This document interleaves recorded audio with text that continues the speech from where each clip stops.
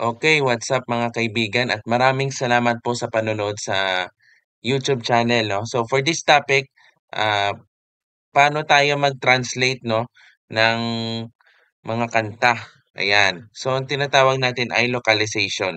So makikita mo guys yung globe icon 'no, 'yan, localization ang tawag po diyan.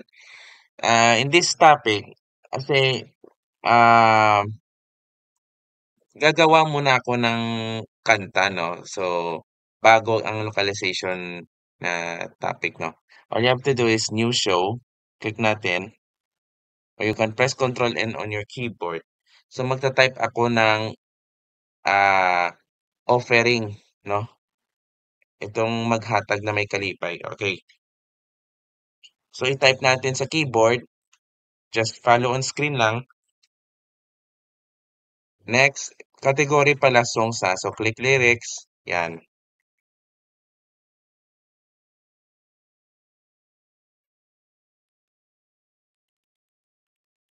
Click natin yung create, ayan na. Adjustin natin yung ano, yung angle. All you have to do is click edit, ah, ano natin siya is Control A sa left ng slides, i-size natin siya into para makasya, ayan. That's enough. Go back to show. Eto, kasi yung Ilonggo kanta yan eh. Yan ang offering song. Yan, maghatag o magbigay sa Tagalog. Paano natin siya i-localization? Ayan.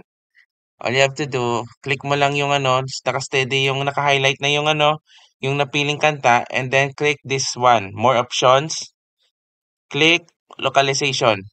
Ayan. Pili ka lang ng language, no, na gusto mong i-translate, no, para maintindihan yung mga, lalo-lalo na mga bumibisita, ayan, mga nagsisimba sila. Okay. So, click language.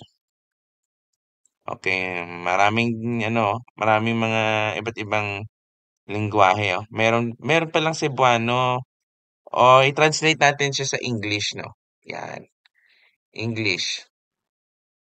So, kapag napili na yung kanta, so kakatapos ko lang, napili ko is English, click mo yung translate,